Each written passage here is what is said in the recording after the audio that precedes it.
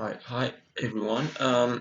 In chapter 20 with vectors, we're going to look at 20b, which is the components of vectors.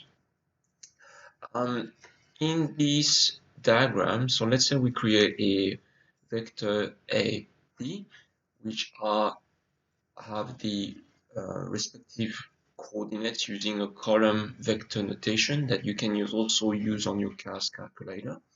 3 and 4, and then we're going to clarify what those 3 and 4s relate to consolidate with the knowledge on Cartesian plane. So on the diagram, that vector AB can be expressed as a sum of two vectors. We purposely choose that right angle triangle, so AX is across and XB is vertical. Then we can use this vector notation and notice that we have a 0 over here for each separate vectors. So we're going to introduce the notation with the following vectors.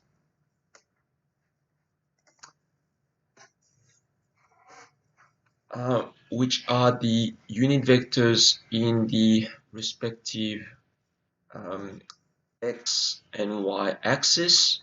And those two vectors will be defined as unit vectors. What it means is if you were to measure it, the length will be equal to 1 unit. And the notation using the column vector notation, vector I will be 1, 0 and j 0, 1. Again, notice the way they bold the font. What you could do instead, if you write way to do that in your book, is put an arrow above the letter. Also with the notation, just be mindful of the case notation. So if it's a single letter, it will be a lowercase, and priorly we had the vector AB over here. The capital letters to indicate the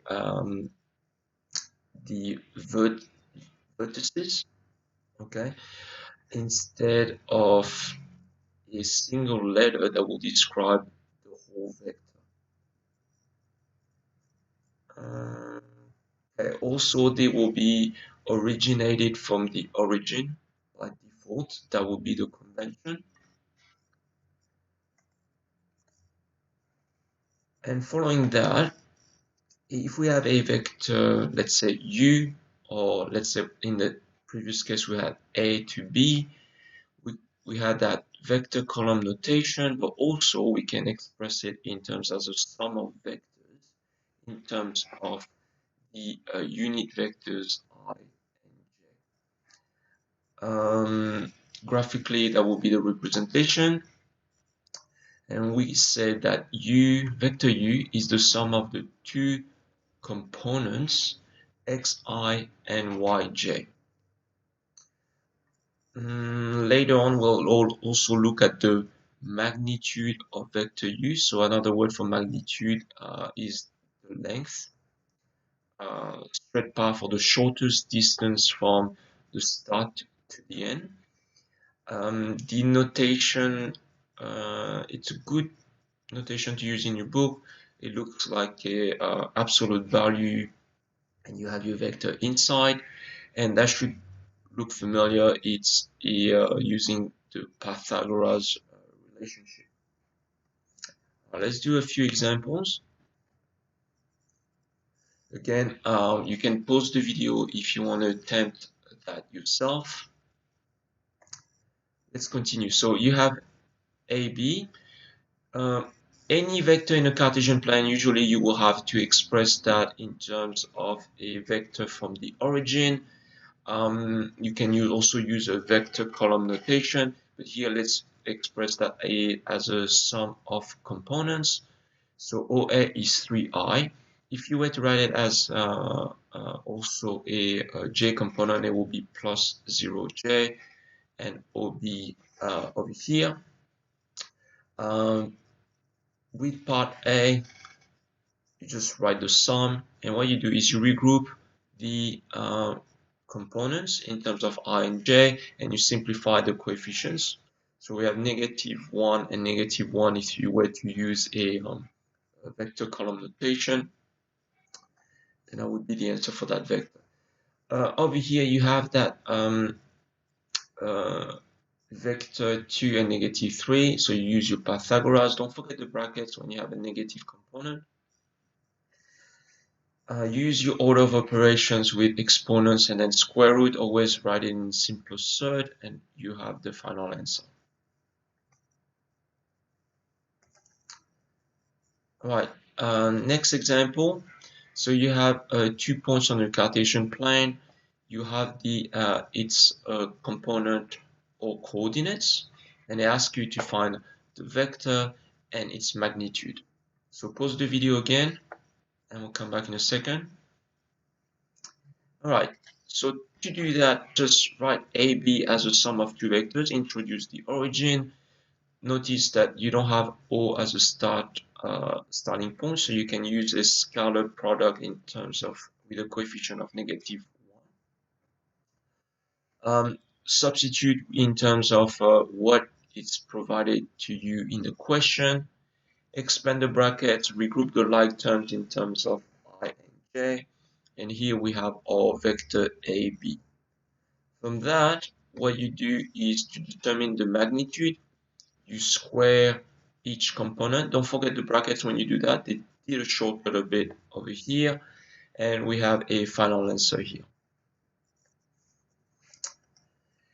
All right, so we looked at I and j as being the unit vectors in the Cartesian plane in the direction of the x and y axis respectively. What you should know or you should be able to do is determine a unit vector for any vector. So first let's define what a unit vector is. It's a vector of length 1 unit. So when you have a vector A in any direction, we can generate a unit vector which is annotated A hat, which would be in the same direction of A, but its magnitude will be equal to 1, which is what the way we define it as a shortcut. We write the magnitude of A hat, we make it equal to 1, and the way we can write this is vector A is defined as its magnitude times its unit vector, and by making the unit vector A hat the subject, we can rewrite this as 1 over the magnitude of A times vector A. So just don't be mindful of the magnitude is a scalar amount, and A hat and A are both of them are actually vectors. Okay, so don't mix scalar and vector by being inconsistent. Just be really careful with your notation.